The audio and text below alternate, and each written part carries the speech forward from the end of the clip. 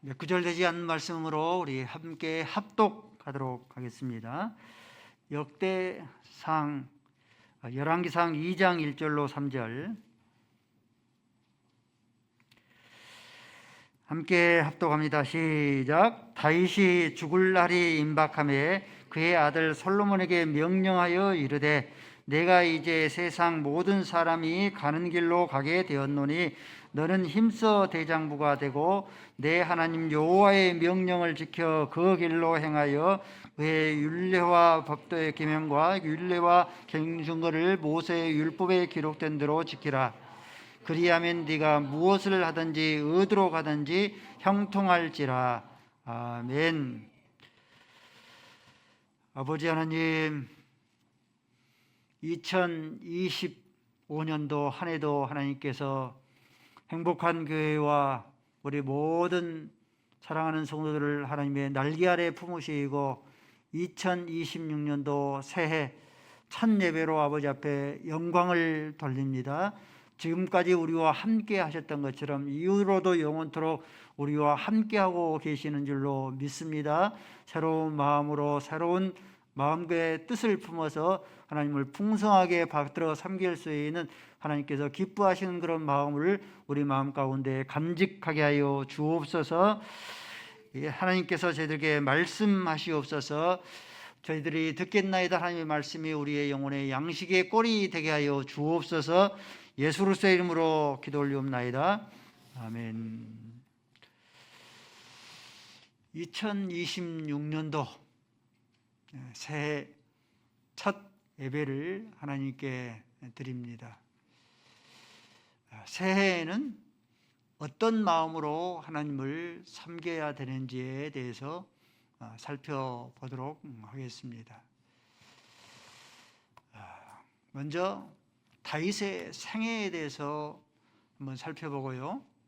또 행복한 교회가 그동안 어떤 모습으로 섬겨왔는지를 살펴보겠습니다. 그리고 어떤 마음으로 행복한 교회를 또 이제 새해를 섬겨야 될지를 살펴보도록 그렇게 하겠습니다.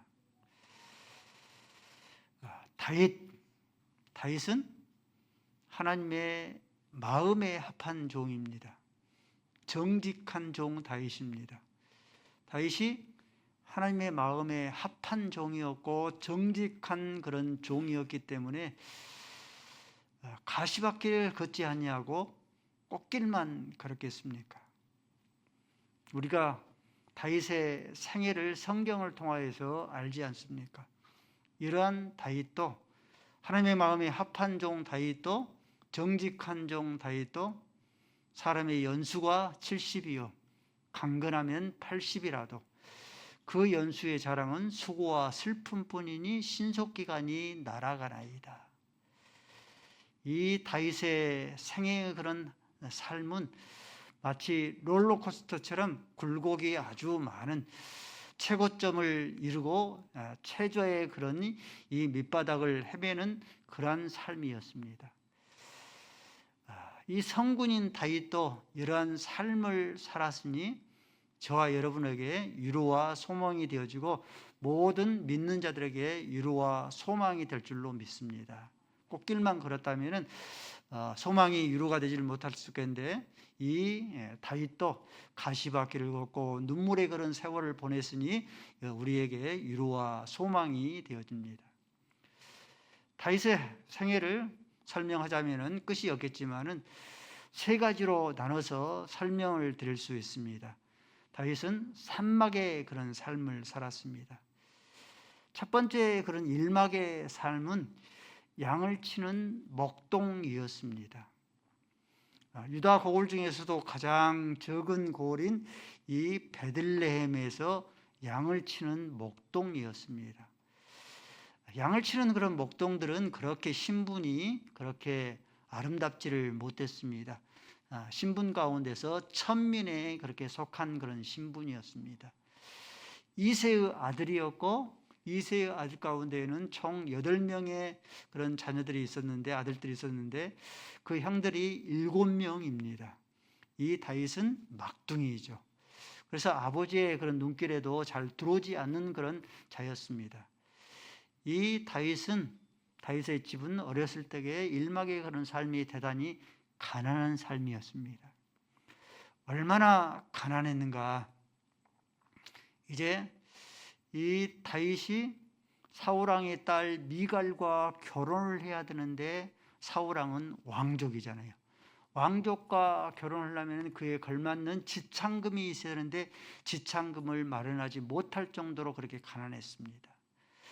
이 가난한 것을, 지창금을, 블레셋 사람들을 죽여서 그 용맹함을 증거로 나타내 보이는 걸로 해서 지창금을 대신할 만큼 그만큼 더 이렇게 가난했습니다.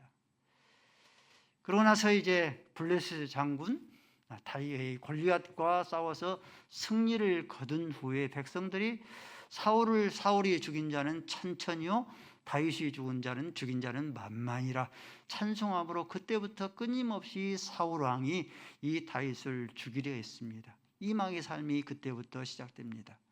도망자의 그런 삶입니다. 끊임없이 산으로 들로 광야로 도망을, 성경학자들은 한 10년 정도 그런 도망자의 삶을 살았다고 말씀합니다.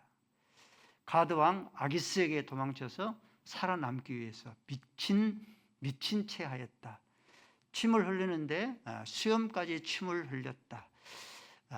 이 대전문을, 이 대문짝을 거절거렸다라고 성경은 기록하고 있습니다. 거의 볼기가 이렇게 나올 정도로 미친 채를 그렇게 하였습니다. 또 먹을 것이 없으니까 제사장에 가서 제사장만 먹을 수 있는 진설병을 먹었습니다. 또 적장에 가서 살아남기 위해서 적장의 부하로 그 밑에서 싸우기도 했습니다. 사울 왕에게 쫓겨서, 성경에 보면은 이 도망자의 그런 삶을 보면은 사울 왕이 쫓겨서 이제 도안에 든 그런 쥐가 되어서 잡히기 일보 직전이었는데, 그때 하나님께서 역사하신 것이죠.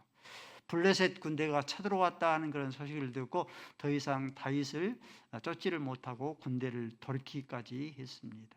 이막의 그런 삶입니다.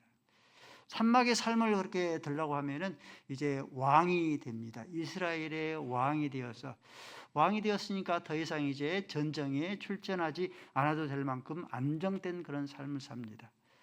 왕궁에서 혼자 남아있다가 바세바가 목욕하는 그런 장면을 보고 바세바를 겁탈을 합니다. 이를 숨기고 감추기 위해서 우리아를 최전방으로 보내서 전사를 시킵니다. 그로부터 이 다윗이 왕이 되고 나서 그로부터 다윗에게 이 먹구름이 불어닥치기 시작합니다. 3명의 아들들이 죽어요.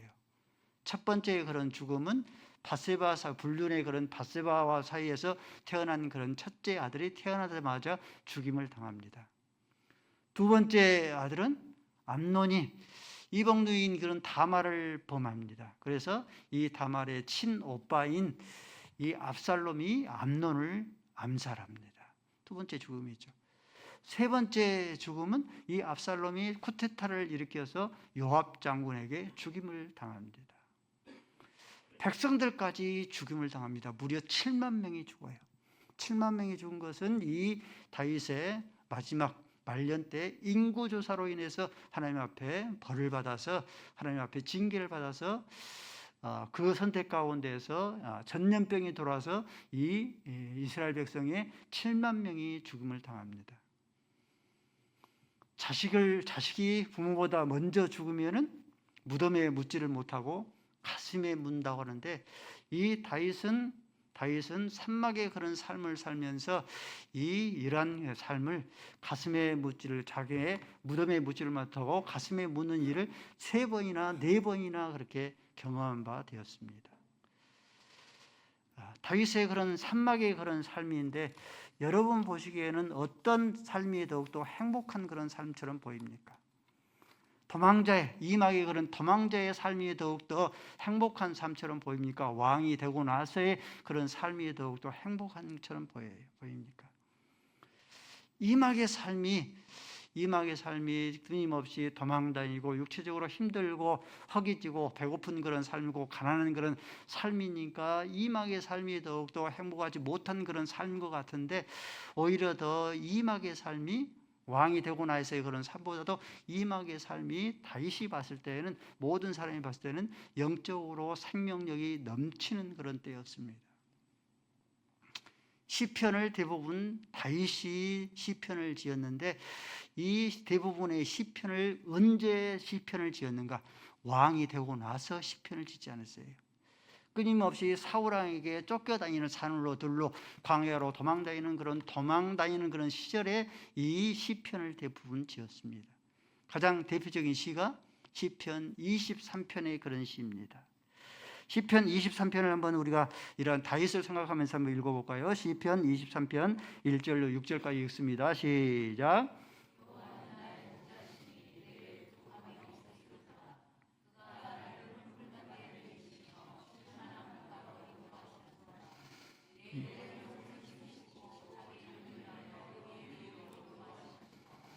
내가 사망의 음침한 골짜기로 다닐지라도 해를 두려워하지 않을 것은 주께서 나와 함께 하심이라. 주의 지팡이와 막대기가 나를 안위하시나이다. 주께서 내 온수의 목전에서 내게 상을 차려주시고 기름을 내 머리에 부으셨으니 내 잔이 넘치나이다. 내 평생의 선하심과 인자하심이 반드시 나를 따르리니 내가 여호와의 집에 영원히 살리로다. 이런 주옥 같은 그런 시편이 왕이 되고 나서의 산막에서 지어진 시가 아니라 끊임없이 사울 왕에게 도망치는 이막의 삶, 도망자의 삶을 살 때에 이런 주옥 같은 시편이 만들어졌고, 끊임없이 하나님을 비파로 수금으로 찬송을 했는데, 왕이 되고 나서 비파와 수금으로 하나님을 끊임없이 찬송한 게 아니고 사울 왕에게 쫓겨다닐 때, 산으로 들로 광야로 쫓겨다닐 때의 비파와 수금으로 하나님을 찬송했습니다. 이러한 다윗이 그가 양을 치는 목동이었는데도 불구하고 그를 하나님께서 왕으로 세우셨는데, 왕이 되고 나서의 그런 삶을, 이 다윗이 행복한 그런 삶을 살지 못하는 그런 이유가 무엇이었는가? 양치기에 불과한 이런 다윗을 이스라엘의 왕이 되게 했고, 메시아 왕국을 상징하는 다윗 왕국을 세우도록 했는데, 그러면은 더욱더 끊임없이 생명 있는 동안에 낮은 자세로 하나님을 섬겼어야 하는데 그렇지 못한 거죠. 에베소 교회처럼 처음 사랑을 지른 거죠. 받은 복을 헤아려 봐야 되는데, 하나님의 은혜를 헤아려지 못하고 자기의 업적과 공적을 이렇게 헤아려 보는 것으로, 그래서 다윗이 왕이 되고 나서 행복한 그런 삶을 사는데 그렇지를 못하고 3명의 아들들이 죽임을 당하고 끊임없이 백성의 7만 명이 죽임을 당한 그런 이유입니다. 김명수 목사의 그런 삶도, 행복한 교회의 그런 이 뒤안길도 산막의 그런 삶으로 요약될 수 있습니다. 일막의 그런 삶은 김명수 목사도 다윗처럼 어렸을 때 대단히, 우리 어르신들에 비하면 가난한 것도 아닌데, 김명수 목사의 삶도 다윗처럼 굉장히 가난했습니다. 제 시대에는 조금 더 가난을 벗어날 수 있는데 그렇지를 못했습니다. 하루에 유일한 낙이라고 하면은 하루 세끼 밥을 먹을 수 있는 것, 그것이 유일한 낙이었습니다. 오늘도 밥을 몇 끼를 먹을 수 있다. 밥상에 올라오면은 아버지 밥그릇에는 쌀이 많아요. 보리도 있지만 쌀이 많아요. 자식들의 밥그릇에는 쌀이 없어요. 그래서 물론 이제 보리밥이 지금도 좋은 줄 압니다. 근데 제가 보리밥을 싫어하는 그런 이유입니다. 유일한 그런 간식거리, 어르신들은 알거예요. 유일한 간식거리라고 하면 이 쌀을 냄비에 해서 올려서 설탕을 대용한 누숫가루 알죠? 누숫가루를 쳐서 먹는 게 아주 최고급 간식거리였습니다. 쌀가게에 가서 그냥 습관적으로 쌀을 한 묶어 입에 털어 넣었는데, 그렇게 했다고 부모님께 혼난 그런 기억도 납니다. 초등학교 1학년 때 저희들은 이제 국민학교 6학년 때 수학여행을 갔는데, 얼마나 너무 가난해서 수학여행을 가지를 못했습니다. 육체적인 그런 그 가난은 물론이고, 영적인 더 심각한 것은 영적인 가난이었어요. 전통적인 유교 집안이었습니다. 제사를 중시했습니다.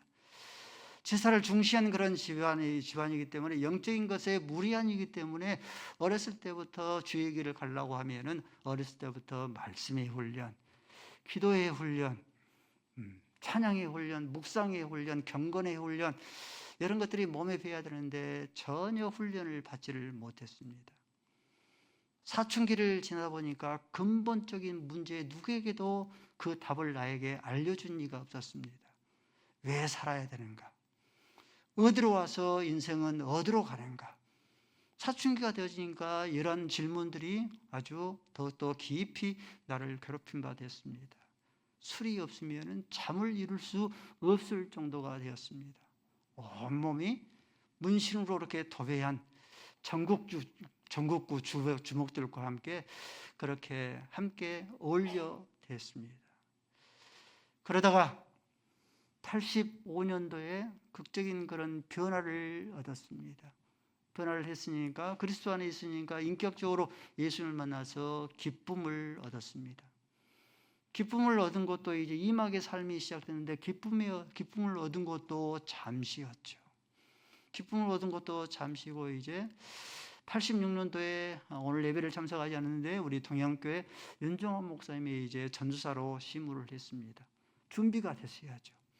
말씀의 훈련도 준비가 안 돼 있고 기도의 훈련도 준비가 안 돼 있고 찬양의 훈련도 준비가 돼 있고 경건의 훈련도 전도가 안 돼 있고 속은 문둥이인데 겉은 그럴싸한 그러니 전사의 그런 모습을 하고 있었습니다. 그 사역이 힘이 있을 리가 없죠. 아주 도망자의 그런 사역일 수밖에 없었습니다. 도저히 안 돼서 사역을 잠시 내려놓고 서울에 있는 민족대단 삼각산에서 40일 동안 철야 기도를 통하여서 처음으로 영적인 그런 체험을 했습니다. 그리고 이제 88년도에 장성중앙교회에 이제 전도사로 부임을 했습니다. 전도사로 부임을 했는데 사역을 나름대로 재밌게 사역을 했습니다. 사역이 아주 넘쳐났습니다. 돌이켜보면은 주일만 여러분들에게 예를 들면은 새벽 4시 반에 새벽 기도를 합니다. 9시에 유년주일학교를 인도를 해요. 그러면 이제 10시 반에 찬양대를 이렇게 맡았기 때문에 주일을 맡았기 때문에 찬양대 연습을 시킵니다. 예배를 드리고 나서 11시 내 예배를 드리고 나서 끝나면은 12시가 되겠죠. 그러면은 12시 반까지 이제 다시 또 다음 주 찬양을 위해서 준비를 시켜요. 그래서 그리고 이제 찬양대가 끝나면은 이제 점심을 잠깐 먹고 차량송을 나갑니다. 또 그 통에.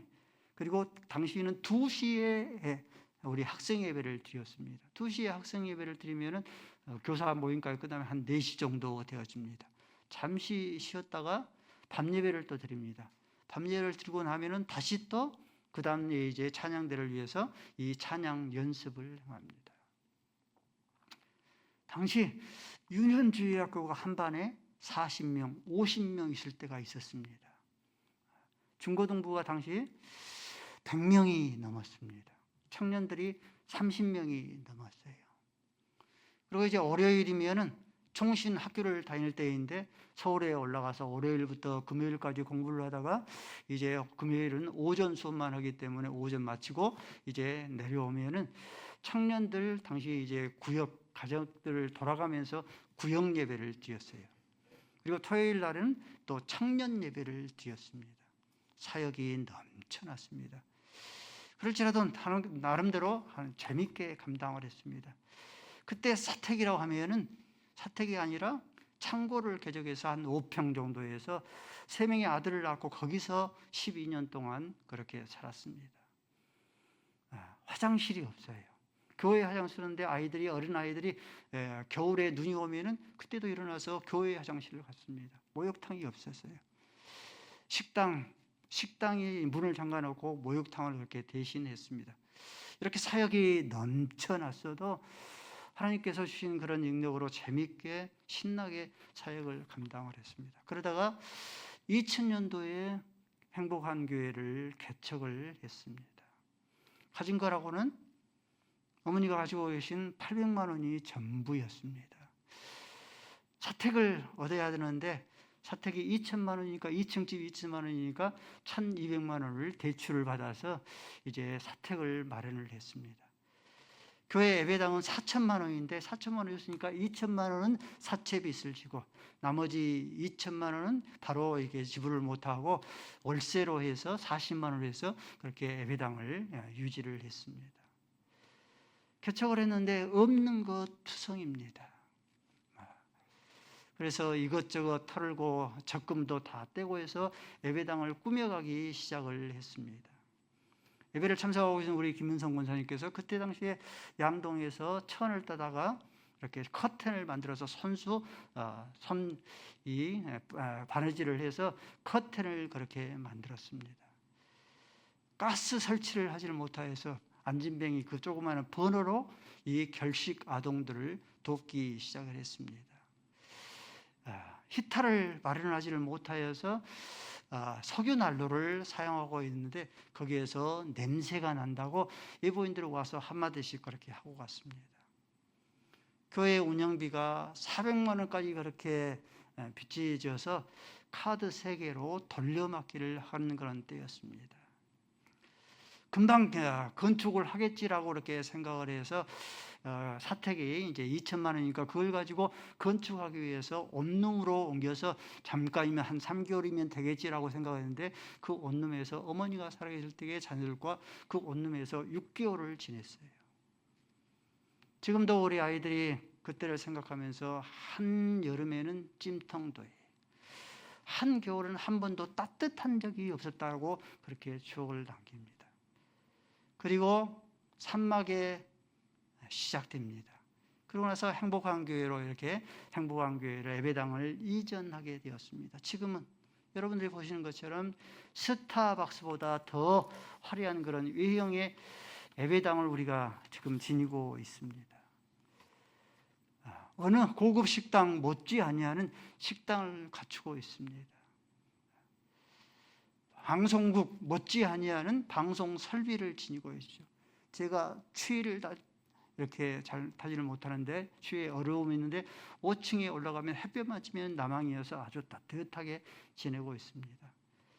행복한 교회의 산막의 인생이고 김명수 목사의 산막의 인생입니다. 여러분이 보시면 어떤 삶이 더 행복했을 것 같아요? 모든 것이 부족함이 없는 것처럼 보이는 지금의 그런 이 삶보다도 산막의 그런 삶보다도 이막의 삶, 도망자의 그런 삶, 육체적으로 가난하고 육체적으로 물질적으로 힘들고 어려웠지만 그때가 더 행복했던 것 같습니다. 마른 떡 한 조각만 가지고 서로 화목하는 것이 육선이 가득하고 서로 다투는 것보다 나으니라 하시는 그런 말씀이죠. 다윗 양떼를 치는 그런 목동에 불과했는데 그를 이스라엘의 왕으로 삼아 주었는데 교만하지 아니하고 첫사랑을 버리지 아니하므로 첫사랑을 놓치지 아니하고 끊임없이 하나님을 섬기어야 되는데 그렇지를 못하고 우리아를 주고 밧세바를 범하여서 그가 왕이 된 후로 풍성한 행복한 그런 삶을 살지를 못했던 것처럼 다윗보다 더 적은 김명수 목사를 부르셔서 교회를 섬기게 해주셨는데 낮은 자세로 하나님을 섬겨야 되는데 그렇지를 못하고 너희 가운데 스스로 선줄로 생각하는 자는 스스로 넘어질까 조심하라. 스스로 선줄로 그렇게 생각했던 것 같아요. 교회를 행복한 교회로 이렇게 용두동으로 이전하고 나서 소용돌이가 친 것이 지금까지 이어진이 계속되고 있는 것 같습니다. 어떤 특별한 문제가 있는 거 아닙니다. 김명수 목사가 돈을 횡령했다거나 김명수 목사가 어떤 큰 범죄를 저지른 게 아닙니다. 한번 그 회오리 바람들이 그 소용돌이가 계속 치니까 그 여전히 지금까지 계속 이어져 가고 있습니다. 우리 남아있는 우리 성도들을 볼 때에 그런 마음인 것 같아요. 다윗의 마음일 것 같습니다. 다윗의 마음이 우리아를 죽이고 밧세바를 범하였을 때에 그 마음이 얼마나 부끄러웠겠는가. 눈을 덮지 못할 정도로 또 다른 사람도 아닌 이 압살롬이 반란을 일으켰을 때 얼마나 부끄러웠는가. 여러분을 볼 때마다 제 마음 가운데 부끄러운 그런 마음이 있습니다. 끊임없이 고맙고 또 미안하고 섬겨주신 것이 고맙고 미안한 그런 마음들을 감출 수가 없습니다.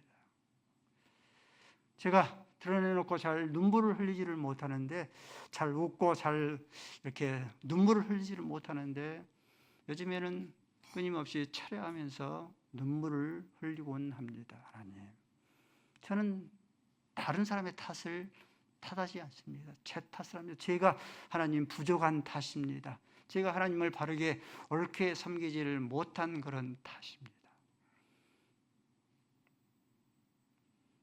저를 그렇게 탓합니다. 오래 머물러 있지 않으려고 합니다.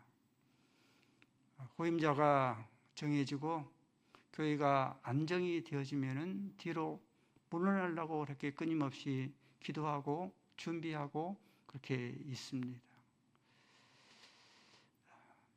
여러분들에게 약속한 것처럼 은퇴 후에 부끄럽지 않는 그런 삶을 그렇게 하는 것도 그것도 여러분들이 결정해 주시고, 여러분 이것도 제가 여러분들에게 강요하지 아니하고, 또 뿐만 아니라 후임자를 선택하는 것도 제가 지정해서 낙하산 인사를 하지 아니하고, 여러분들이 할 수 있으면 하고, 할 수 없는 그런 일을 하면은 후임자를 그렇게 추천해서 여러분들에게 드리겠습니다. 남은 때가 얼마가 될지 제가 알 수가 없습니다.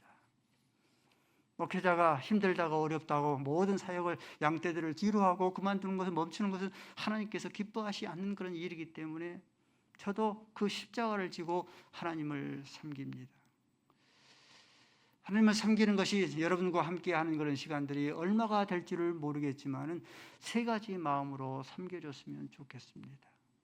첫째 마음은 서로 얼마가 됐든지 서로 사랑했으면 좋겠습니다. 사랑이 뭐겠습니까? 가장 잘 표현한 것이 고린도전서 13장의 그런 사랑의 정의들입니다. 고린도전서 13장 7절까지, 4절부터 7절까지 함께 읽어보시겠습니다. 시작.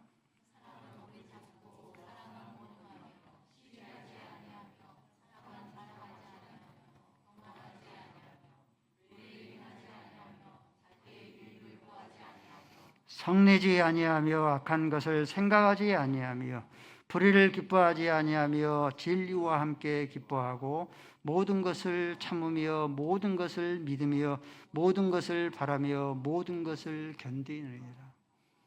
사랑이 뭡니까? 사랑은 오래 참는 것이라, 견디는 것이라 했습니다. 자기의 유익을 굳지 않는 거라 했습니다. 사랑은 성내지 않는 거라 했습니다. 부모는 자녀의 허물을 덮어줍니까? 못 덮어줍니까?